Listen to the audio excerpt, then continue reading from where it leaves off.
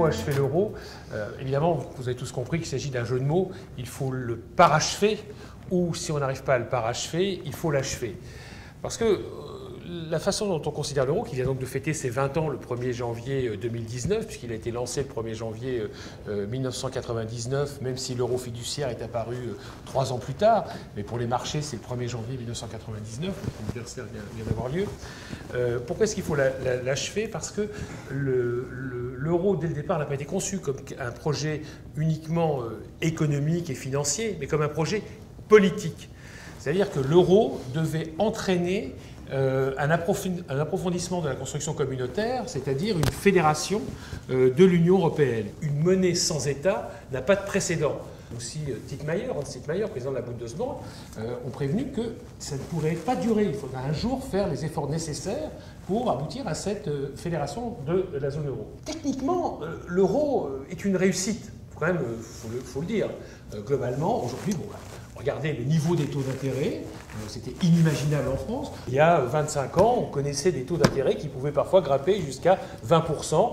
Aujourd'hui, quand vous dites ça aux gens, les gens n'arrivent même pas à le croire. Une crise des gilets jaunes avec le franc français. On en serait où aujourd'hui?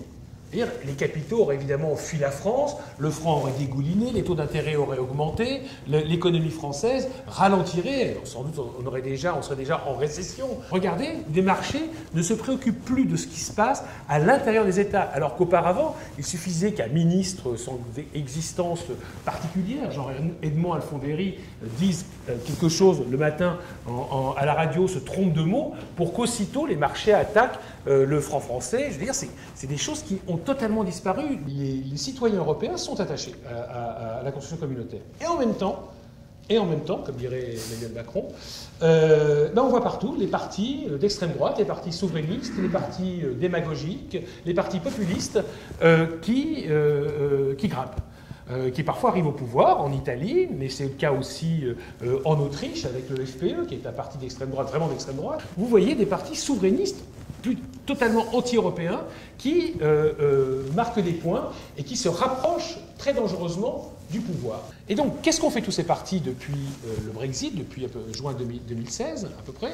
Et ils ont abandonné la sortie de l'Union européenne et la sortie de l'euro de leur programme. Et là, ça devient extrêmement dangereux. Ça veut dire qu'ils peuvent aboutir, ils peuvent aujourd'hui arriver au pouvoir, et notamment en France. Marine Le Pen, là, la semaine dernière, a annoncé officiellement l'abandon de la sortie de l'euro et de l'Union européenne de son programme. Le mouvement 5 étoiles et la Ligue, qui s'était fait élire sur l'idée d'un référendum de sortie de l'euro, ont abandonné ce référendum. Là, on a un véritable décalage entre ce que pensent les opinions publiques de l'euro et de la zone euro et de l'Union européenne et le résultat des élections.